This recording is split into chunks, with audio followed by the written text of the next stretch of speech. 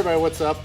We're here in Chula Vista, California, the Chula Vista Elite Athlete Training Center. That's the proper title now. Yep. With 2016 Olympian in the shot put for Greece, Yes. Nicholas Scarvelis. Yes, yes. And the 2019 number one U.S. hammer thrower, Sean Donnelly. I've had the pleasure for the last year and a half for Nick and the last 5 or so months for Sean to help them with their strength and conditioning as they prepare to take a shot at the 2020 Olympics.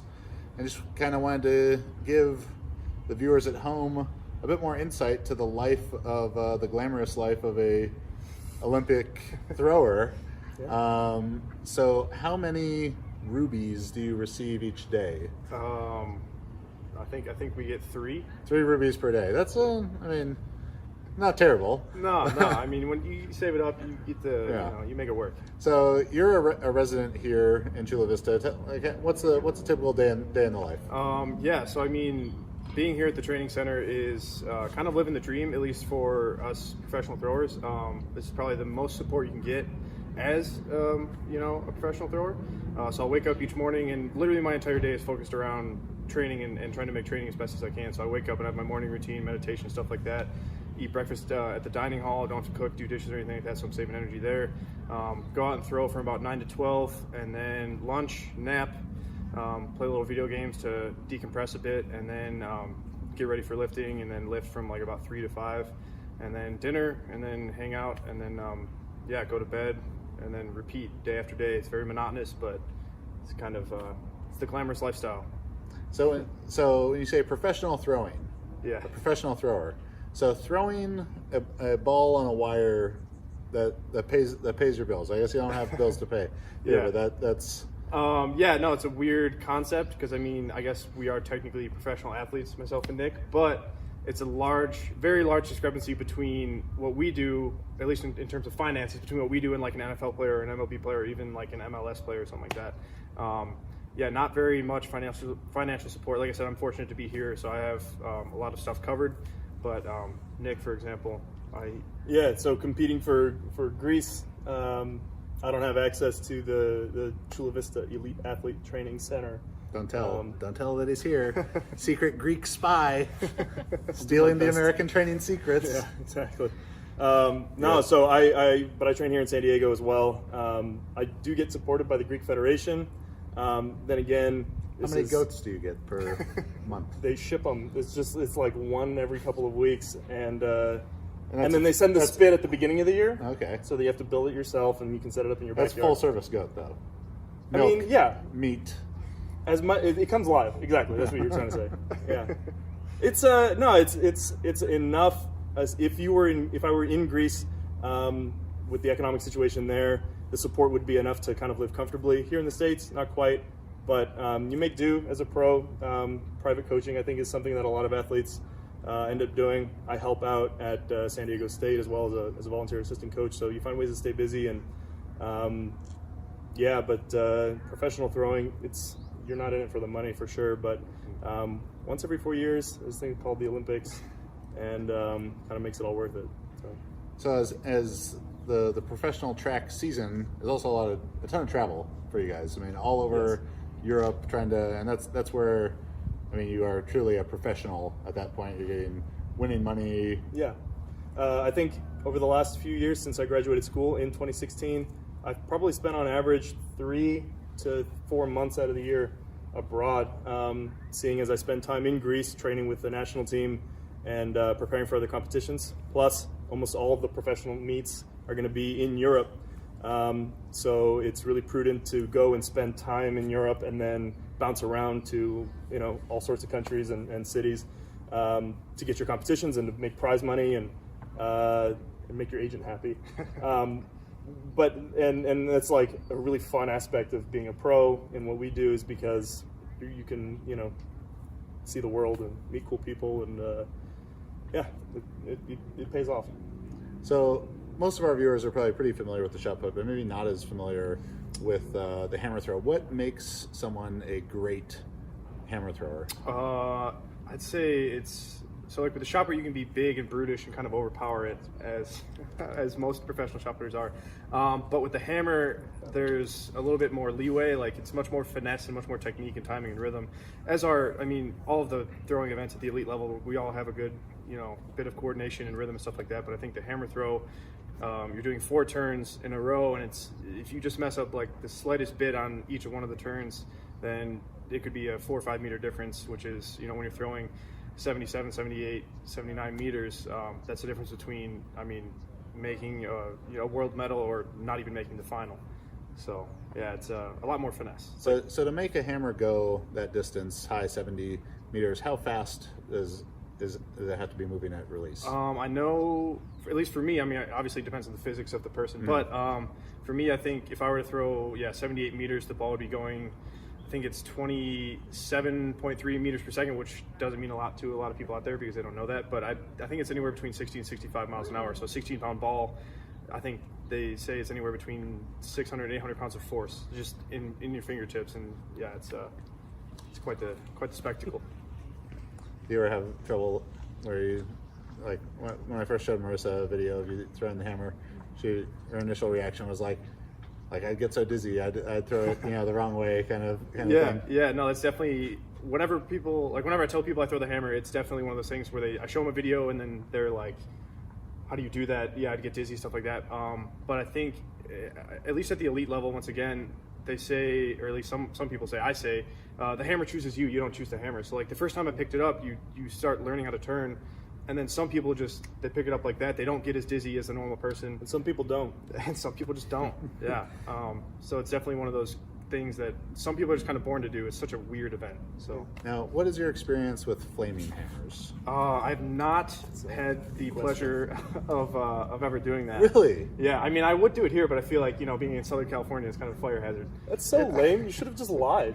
Everyone's done it. All the cool people have done it. Freshman year of college. You really? Yeah. See, even Chad's done it. All right. Yeah, we came back, me and my roommate Nate Rolfe. Yeah. And came back and we were throwing at Mount Sac while we were redshirting, team unattached. Nice. Staying at my parents' house in Irvine and snuck out to UCI in the middle of the night and sock over the hammer doused in lighter fluid. Yeah. See, I don't know. There wasn't less of a fire hazard. I'm a few sheltered. Years ago. I don't know. What you guys want. The whole life of hammer throwing. And, Yeah, I don't know. Maybe that's a bucket list thing for the next couple of years. yeah, I feel like you got to get on that. Yeah.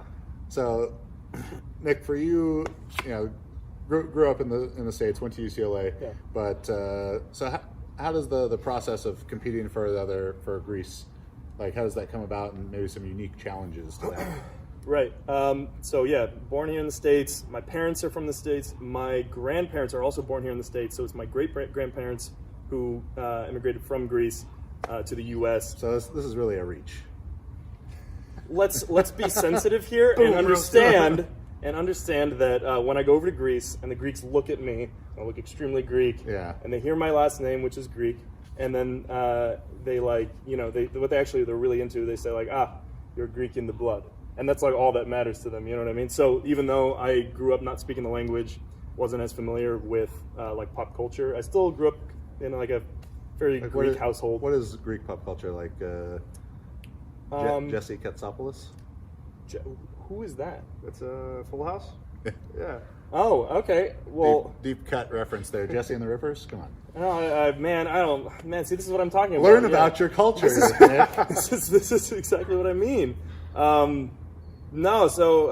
anyway, I grew up here in the States, but the best Greek shot putter a few years back, when I was still in college, actually tested positive for drugs, and they needed an athlete to come in and help them for a team competition. They keep tabs on Greek American athletes. They saw that I was had a Greek last name, reached out and see if I wanted to compete for the national team. Me and my younger sister, actually, who competes for the national team as well in the hammer throw. And it was a pretty long process of paperwork and sending things back and forth between consulates and embassies and all that kind of thing. And eventually it worked out to where I started competing for them in 2015 was my first competition. Someone that our viewers almost certainly are very familiar with is Mr. Pyros Dimas. Yeah. Who I have not had the pleasure of meeting. Oh, yeah. I could introduce you. I'd appreciate that. Yeah.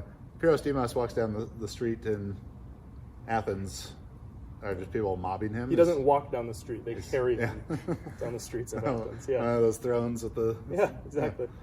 You're asking, does that happen to me? No, like how he's that big of a celebrity. Like even now, almost 20 years after his competitive career is done. Oh, for sure. Yeah. I mean, like the one great thing about being an Olympic athlete for a smaller country like Greece is that the United States has got so many all the time and so many Olympic champions. You win a gold medal as an American, and it's possible to be forgotten within a few years, even though you've reached the absolute pinnacle of your sport. And in Greece, no matter the sport at all, right? I think in Rio, Greece had a woman who was a 10-meter air pistol gold medalist, and she's got all sorts of sponsorship opportunities, and she's like one of the most famous athletes in Greece. So someone like Pyrrhos, who is multiple-time world champion, multiple-time Olympic champion, like he will like never be forgotten. I mean, he's like a god over there. Yeah, it's pretty cool.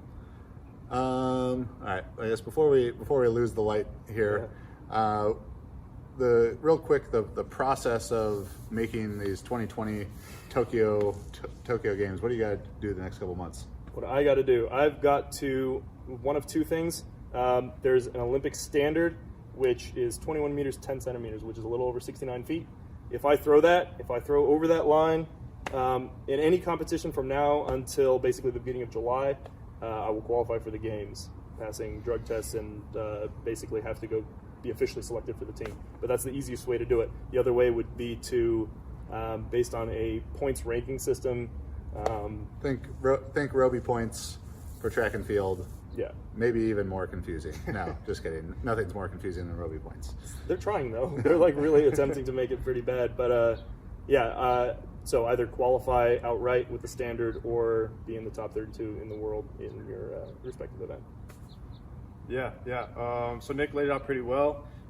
Fortunately for myself, I've hit that Olympic standard, so 77.50. I surpassed it by a mere 9 centimeters last year. So I have that qualifying standard, but unfortunately, in the U.S., we have a little bit of a deeper talent pool. And in the past, the hammer throw was more of a, if you hit the standard, you're going. Whereas now we have so many young guys coming up where it's going to have to be top 3 placing at our Olympic trials. Probably everybody will have the standard. So how many American hammer throwers will have that standard, do you think? Right now there's myself and one other. But last year I was the only person with the standard until like our U.S. championships, and then all of a sudden 5 people had it. Right. So it's one of those things where I'm expecting another 5 people to have it. And then my goal is not to, obviously take top 3, but to obviously win the trials, because that would just be way cooler than just taking top 3. So that's kind of my goal is to place well at trials, and then I should be on the team, should be good to go. And you guys both do the YouTubes? No, not anymore. You dabbled. I did it. You it inspired first. me to start. I remember. I think you talked to me about it, and you're like, "Hey man, cool vlog." And I was like, "Oh, it's really bad." And then I stopped, and it was a lot. And anyway, I ended up changing cities and training situations, and didn't keep up with it. But Sean for sure has. Yeah, I don't know why I continue to do it, because the payoff's pretty low, but it's fun. I enjoy it. It's a hobby. I have a lot of free time, I guess. I don't know. I make weekly training vlogs because I think, at least for me, growing up through the sport, it would have been cool to see what Kidboy Johnson, who was kind of the big U.S. hammer guy when I was growing up, would have been cool to see what he was doing on a weekly basis. So I'm just trying to provide that for the next generation, hopefully inspire them to kind of, I guess, continue the tradition of improving year after year, and hopefully eventually the U.S. hammer throwing will be like the U.S. shot putting, which is top notch. We have 5 in the top 10 in the world, whereas right now I think I'm the highest ranked U.S. hammer thrower at 10th, and the rest, we have a couple in the top 32. But the goal is always to, myself to win a medal, but then also to inspire the future generations of U.S. hammer throwers to also win a medal, I guess. So. What's your channel called? It's just Sean Donnelly. I think if you go to youtube.com/SDthrows. We'll link it. We'll link it up there. And you guys any both, hashtags? No. Okay. Never mind. And you guys both offer online coaching? I know that you do. Yeah, I'm reachable through my Instagram, which is just at my full name, Nicholas Scarvelis. That's it.